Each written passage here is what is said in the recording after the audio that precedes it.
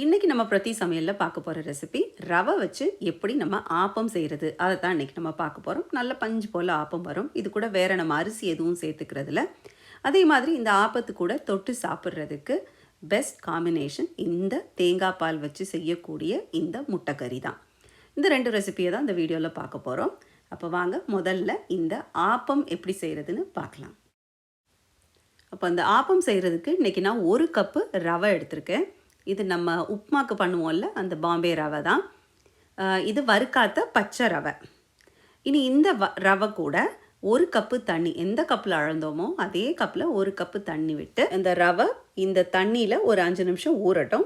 அது ஊறத்துக்குள்ளே நம்ம ஒரு 1/2 கப்பு தேங்காய், 1 டீஸ்பூன் சீனி, 1/4 டீஸ்பூன் உப்பு, இது எல்லாத்தையும் ஒரு மிக்சி ஜாரில் போட்டு நம்ம ஏற்கனவே இந்த 5 நிமிஷம் ஊற வச்ச அந்த ரவையும் இது கூட போட்டு நம்ம நல்ல பேஸ்ட்டாக அரைக்க போகிறோம். இது தண்ணியில் ஊற வச்சுட்டு அரைக்கிறதுனால அந்த ரவை நல்ல மையாக அரைப்பட்டுரும். அதுக்காக தான் நம்ம அதை தண்ணியில் ஊற வைக்கிறோம். தேவைப்பட்டால் கொஞ்சம் ஒரு 1/2 கப்பு தண்ணி கூட நீங்கள் விட்டுக்கலாம். இப்போ இதை நல்லா மையாக அரைச்சிட்டு வந்துடலாம். இப்போ பாருங்கள், நம்ம மாவு நல்லா அரைப்பட்டாச்சு. இனி இது ஒரு பாத்திரத்துக்கு மாற்றி இதை நான் ஒரு 8 மணி நேரம் புளிக்க வைக்க போகிறேன். இப்போ இந்த மாவு புளிக்கிறதுக்குள்ளே என்னுடைய சேனலில் பிரேக்ஃபாஸ்ட் ரெசிபீஸ்னு ஒரு பிளேலிஸ்ட் இருக்குது. இதில் ஒரு 4 வகையான ஆப்பம், ராகி வச்சு செய்யக்கூடிய ஆப்பம், இன்ஸ்டன்ட் ஆப்பம், ட்ரெடிஷ்னல் நம்ம பாரம்பரிய ஆப்பம், அதே மாதிரி கோதுமை வச்சு செய்யக்கூடிய இடியாப்பம், கூடவே இந்த வெஜ் ஸ்டூனாலே ஆப்பம் இடியாப்பத்து கூட வச்சு சாப்பிடக்கூடிய ஒரு குழம்பு தான் தேங்காய் பால் வச்சு செய்யக்கூடிய குழம்பு. இது கேரளா, கன்னியாகுமரி பகுதிகளில் இது ரொம்ப ஃபேமஸ்.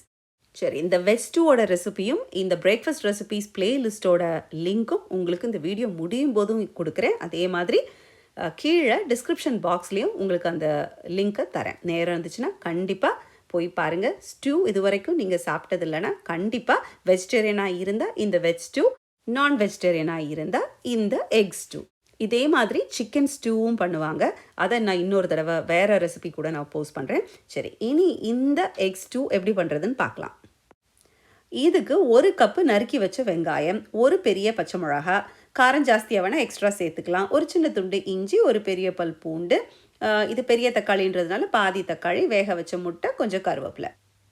இப்போ இந்த இஞ்சியும் பூண்டியும் இடிக்கல்லில் போட்டு இடித்து வச்சுப்போம். அதே மாதிரி தக்காளியும் நறுக்கி தனியாக எடுத்து வச்சுக்கலாம். இப்போ நல்லா 1/2 கப்பு தேங்காயிலேருந்து தேங்காய் பால் எடுத்து வச்சுக்க போகிறோம். முதல் பால் தனியாகவும், அது திக்காக இருக்கும். திருப்பி 2வது பால் டைல்யூட்டட், அதையும் தனியாக எடுத்து வச்சுக்கலாம். அப்போது 1 கப்பு போல் திக் பாலும், ஒரு 1-1.25 கப்பு போல் 2வது பாலும் தனியாக இருக்கட்டும். சரி, இப்போது ஒரு பேனில் ஒரு 2 டீஸ்பூன் தேங்காய் எடுத்துக்கோங்க. தேங்காய் இல்லைனாலும் நீங்கள் சாதாரண வெஜிடபிள் ஆயில் கூட எடுத்துக்கலாம். எண்ணெய் சூடானதும் அதில் ஒரு சின்ன துண்டு பட்டை, ஒரு கிராம்பு, ஒரு பே லீஃப், இதெல்லாம் போட்டு நல்ல சூடானது அந்த மணம் வர ஆரம்பிக்கும் போது இஞ்சி பூண்டு இடித்து வச்சதையும் இந்த எண்ணெயில் போட்டு நம்ம நல்லா அந்த பச்சை வாசனை போகிற வரைக்கும் வதக்கிக்க போகிறோம். இப்போ இது நல்லா வதங்கியாச்சு. நீ இது கூட நறுக்கி வச்சுருந்தா இந்த பச்சை மிளகா, நல்லா ஃப்ரெஷ்ஷான கருவேப்பிலை இருந்தால் அதையும் போடுங்க. போட்டு நறுக்கி வச்ச வெங்காயத்தையும் இது கூட சேர்த்து தேவையான அளவு உப்பும் போட்டு நம்ம இதை நல்லா வதக்க போகிறோம். வெங்காயம் நல்லா அந்த கண்ணாடி மாதிரி ஆகணும். இப்போ இது கூட ஒரு 1/4 டீஸ்பூன் மஞ்சள் பொடி, 1 டீஸ்பூன் மிளகு பொடி, அதே மாதிரி ஒரு 1/4 டீஸ்பூன் கரம் மசாலா, இதெல்லாம் போட்டு நல்லா வதக்கின பிறகு நம்ம நறுக்கி வச்ச தக்காளியை சேர்த்துக்க போகிறோம். இந்த தக்காளியும் நல்லா கொஞ்சம் வெந்ததுக்கு அப்புறமா நம்ம எடுத்து வச்சுருந்த அந்த 2வது தேங்காய் பால் இருந்தது பாருங்கள், அதை இது கூட விட்டு ஒரு மூடி போட்டு ஒரு 5-10 நிமிஷம் இந்த தேங்காய் பாலில் இருந்து அந்த வெங்காயம், தக்காளி, அந்த மசாலா எல்லாம் வேகணும். இப்போ ஒரு 10 நிமிஷம் கழித்து நம்ம அதை திறந்து பார்க்கும்போது வெங்காயம், தக்காளி எல்லாம் நல்லா நல்ல ஒரு மணம் வந்துட்டு இருந்துச்சு. இப்போ ஃப்ளேமை நல்லா கம்மி பண்ணிடுங்க. ஃபுல் சிம்மில் போட்டுட்டு அதுக்கப்புறமா அந்த 2வது பால் திக்கான கட்டியான தேங்காய் பாலை விட்டு உப்பு உரைப்பெல்லாம் சரியாக இருக்கான்னு பாருங்கள். உப்பு வேணும்னா எக்ஸ்ட்ரா ஆட் பண்ணிக்கோங்க, உரைப்பு வேணும்னா மிளகு பொடி சேர்த்துக்கோங்க. சேர்த்துட்டு நம்ம ஏற்கனவே வேக வச்சுருந்தா அந்த முட்டையை இந்த மாதிரி பாதியாக கீறி அதை இந்த தேங்காய் பாலில் நம்ம அப்படியே போட்டு ஒரு மூடி போட்டு ஒரு 5 நிமிஷம் அந்த சிம்மிலே இருந்து அந்த முட்டைக்குள்ளே அந்த மஞ்சக்கருக்குள்ளெல்லாம் அந்த தேங்காய் பால் மசாலா நல்லா போய் பிடிக்கணும். சரி, இப்போ 5 நிமிஷத்துக்கு அப்புறம் நம்ம குழம்பு இப்போ ரெடி. நல்லா ஃப்ரெஷ்ஷான கருவேப்பிலை இருந்துச்சுன்னா அதையும் போட்டு இறக்கிடுங்க. இதுக்கு கொத்தமல்லி இலை நம்ம சேர்த்துக்க மாட்டோம். சரியா? சரி, இப்போ நம்ம குழம்பு ரெடி. இனி இதை வேறொரு பாத்திரத்துக்கு மாற்றி நம்ம ஆப்பமோ இடியாப்பமோ கூட வச்சு சாப்பிட்டோன்னா ரொம்ப அருமையாக இருக்கும். சரி, வாங்க இனி நம்ம ஆப்பத்துக்கு அரைச்சி வச்ச மாவு எப்படி இருக்குன்னு பார்ப்போம். இது ரொம்ப பொங்கி நுரைச்சி வராது, ஆனால் அதில் அந்த மாவில் நல்ல புளிப்பு இருக்கும்.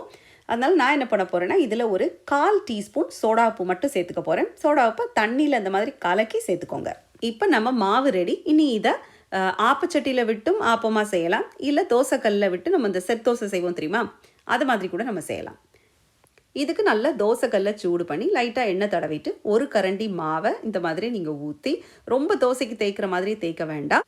இப்போ மேலே இந்த மாதிரி ஓட்டை ஓட்டையாக வர ஆரம்பித்த பிறகு ஒரு மூடி போட்டு இதை நீங்கள் மூடி வச்சு நல்லா வேக வச்சு எடுக்க வேண்டியதான். இது 2 சைடு திருப்பி போட மாட்டோம். நான் பொதுவாக இந்த ரவா ஆப்பத்தை இந்த மாதிரி தோசைக்கல்ல செய்கிறத விரும்புவேன். நல்லா சாஃப்டாக ருசியாக இருந்த மாதிரி இருக்கும் மற்ற ஆப்பச்சட்டியில் விட்டு செய்கிறத விட. பாருங்கள் எவ்வளோ அழகாக பஞ்சு போல் இருக்குன்னு. இப்போ உங்களுக்கு ஆப்பச்சட்டியில் ஆப்பம் செய்யணும்னு நினச்சிங்கன்னா ஆப்பச்சட்டியை நல்லா சூடு பண்ணிக்கோங்க. நல்ல மீடியம்க்கும் ஹைலையும் இருக்கட்டும். அதுக்கப்புறம் ஒரு கரண்டி மாவு இந்த மாதிரி ஊற்றி நல்லா சுற்றி ஃப்ளேமை இனி நீங்கள் கம்மி பண்ணிடணும். இனி நீங்கள் மீடியம்க்கு குறைச்சி வச்சுட்டு ஒரு மூடி போட்டு ஒரு நிமிஷத்துக்கு 1-1.5 நிமிஷத்துக்குள்ளேயே இந்த மாதிரி நல்லா ரெடி ஆயிரும். இப்போ உங்களுக்கு நல்ல ப்ரௌனாக ஆப்பம் சைட்ஸ் எல்லாம் நல்லா ப்ரௌனாக வேணும்னு நினச்சிங்கன்னா கூட ஒரு 30 செகண்ட்ஸ் வைங்க. எனக்கு இந்த மாதிரி வெள்ளையாக இருக்கிறது தான் விருப்பம். இப்போ நம்ம ஆப்பம் ரெடி, பஞ்சு போல் ஆப்பம் ரெடி. சரி வாங்க, இனி நம்ம ஆப்பத்தோட டெக்ஸ்டர் டேஸ்டெல்லாம் எப்படி இருக்குன்னு பார்ப்போம். இது நம்ம அந்த தோசைக்கல்லில் பண்ணது. ஆறின பிறகும் ரொம்ப பஞ்சு போல் இருக்குது, நல்லா சாஃப்டாக இருக்குது. இது நம்ம ஆப்பச்சட்டியில் செஞ்ச ஆப்பம். சுட்ட உடனே சாப்பிட்டுருந்தா நல்லா கிறிஸ்பாக இருந்திருக்கும். இதுவும் நல்லா சாஃப்டாக பஞ்சு போல் இருக்குது. ஆனால் எனக்கு இந்த ரவா ஆப்பத்தை மட்டும் தோசைக்கல்லில் பண்ணி சாப்பிட்றது தான் எனக்கு இஷ்டம். ரொம்ப அருமையாக இருக்குது. இந்த பஞ்சு போல் இந்த ஸ்பஞ்சு மாதிரி இருக்கக்கூடிய இந்த ஆப்பத்தை இந்த தேங்காய் பால் குழம்புல முக்கி சாப்பிடும்போது அட்டகாசமாக இருக்குது. கண்டிப்பாக இதை நீங்கள் இந்த ஸ்டியூ சாப்பிட்டது இல்லைன்னா கண்டிப்பாக நீங்கள் ட்ரை பண்ணுங்கள். வெஜிடேரியனாக இருந்தால் வெஜ் ஸ்டூ ரெசிபியை பாருங்கள். இடியாப்பம், கோதுமை இடியாப்பம் அந்த வீடியோ கூட இருக்குது. அதனுடைய லிங்க்கும் இந்த வீடியோ முடியும் போது நீங்கள் பார்ப்பீங்க. செஞ்சு பார்த்துட்டு உங்களுக்கு பிடிச்சிருக்கா பிடிக்கலையா அப்படின்றத கீழே காமெண்ட் செக்ஷனில் எங்களுக்கு மறக்காமல் சொல்லுங்கள். இவ்வளவு நேரம் பொறுமையாக பார்த்து உங்கள் எல்லாருக்கும் என்னுடைய மனமார்ந்த நன்றிகள். மீண்டும் உங்களை இன்னொரு வீடியோவில் சந்திக்கிறேன். அதுவரை நன்றி, வணக்கம்.